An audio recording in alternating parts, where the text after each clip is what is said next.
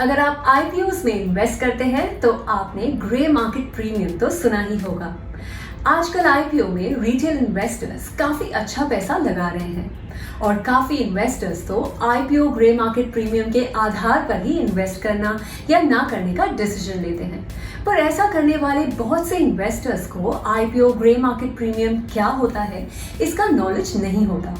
तो आज के हमारे इस वीडियो में मैं सीए भूमि रामका आपसे शेयर करूंगी आईपीओ ग्रे मार्केट प्रीमियम की सारी डिटेल्स, जैसे उसका मतलब, वो कैसे काम करती है, ग्रे मार्केट ट्रेडिंग क्यों की जाती है और क्या वो लीगल है, और भी बहुत सारी educational information. So stay tuned. पर आगे बढ़ने से पहले चैनल को सब्सक्राइब और बेल आइकन को क्लिक करना ना भूलें। जीएमपी या ग्रे मार्केट प्रीमियम बताता है कि किसी आईपीओ शेयर का ग्रे मार्केट में प्रीमियम कितना चल रहा है। आईपीओ के थ्रू स्टॉक एक्सचेंज पर लिस्ट होने वाली कंपनी के शेयर्स पहले ग्रे मार्केट में ट्रेड होते हैं और इसके बेसिस पर ही ग्रे मार्केट प्रीमियम निकलती है। ये एक ऐसा अमाउंट होता है जो एक बायर शेयर के इशू प्राइस के ऊपर पे करता है।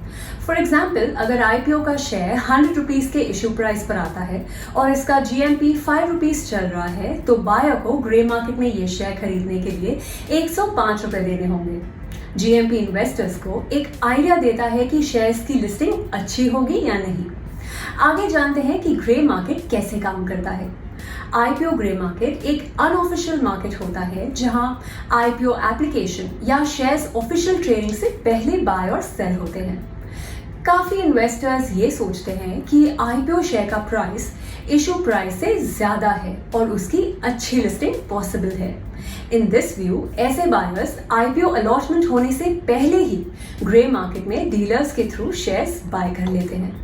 ये बायर्स ग्रे मार्केट डीलर्स से कांटेक्ट करते हैं, एक फिक्स प्रीमियम पर अपना ऑर्डर प्लेस करवाते हैं और अब ये ग्रे मार्केट डीलर्स उन इन्वेस्टर्स से कनेक्ट करते हैं जिन्होंने आईपीओ के लिए अप्लाई किया हो और वो अपनी एप्लीकेशन ग्रे मार्केट में बेचने को तैयार है और डीलर उससे वो प्रीमियम ऑफर करता है जो कि बायर ने उन्हें कोट की थी। सो अगर सेलर को या उस आईपीओ इन्वेस्टर को लिस्टिंग डे की रिस्क ना लेनी हो तो वो अपनी आईपीओ एप्लीकेशन को ग्रे मार्केट डीलर के थ्रू बायर्स को बेच देता है और ये डील बुक होने पर डीलर बायर को आईपीओ एप्लीकेशन की सारी डिटेल्स भी शेयर कर देते हैं और अगर शेयर्स अलॉट हो जाते हैं तो बायर डीलर के थ्रू सेलर, यानी कि पहले जिसने आईपीओ में अप्लाई किया था, उसको एक फिक्स्ड अमाउंट पर शेयर्स बेचने को भी कह सकता है। शेयर सेल हो जाने पर दोनों पार्टीज का डीलर के थ्रू सेटलमेंट हो जाता है।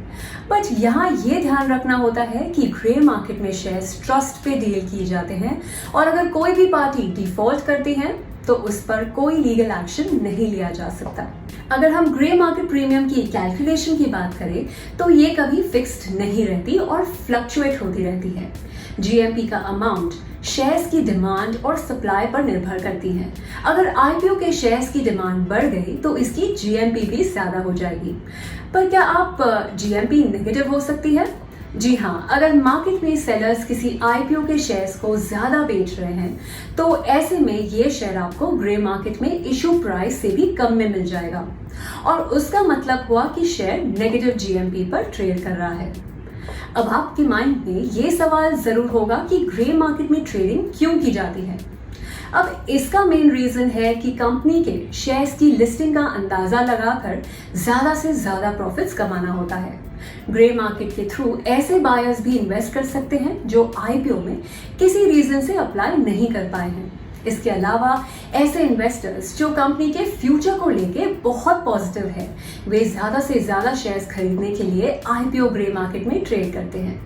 इसी के थ्रू अंडरराइटर्स को भी कंपनी के वैल्यूएशंस और उसकी डिमांड के बारे में भी पता लग सकता है। पर अगर आप पूछें कि क्या ग्रे मार्केट प्रीमियम लीगल है, देन क्योंकि ग्रे मार्केट एक अनऑफिशियल मार्केट होता है, इसके लिए कोई भी रूल्स एंड रेगुलेशंस नहीं होते। ऑफिशियली ग्रे मार्केट को किसी भी तरह ट्रैक करना नहीं पॉसिबल और इसके लिए सेबी भी कोई रिस्पॉन्सिबिलिटी नहीं लेती है। यहाँ पर डील सिर्फ ट्रस्ट के बेसिस पर की जाती है, इसलिए ग्रे मार्केट इलीगल तो नहीं है, पर कोई रेगुलेशंस नहीं होने की वजह से अनरेगुलेटेड जरूर कहा जा सकता है। अगर ग्रे मार्केट के रिस्क फैक्टर्स की बात की जाए तो इसका सबसे बड़ा रिस्क ये है कि इसका कोई रेगुलेटर नहीं है। इनकी सब डील्स ओरली होती है और कहीं लिखे नहीं जाते। और तो और ग्रे मार्केट प्रीमियम पर हम ज़्यादा भरोसा भी नहीं कर सकते। अगर आपको कोई डीलर या किसी वेबसाइट से IPO GMP का पता चलता है तो भी इन सभी डेटा पर हमेशा डाउट्स रह सकते हैं।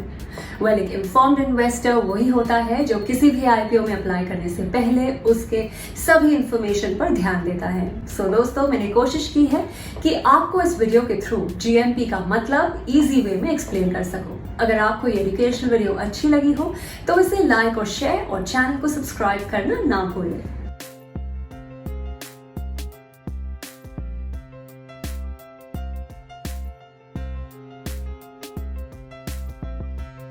Investments in securities market are subject to market risks. Read all the related documents carefully before investing.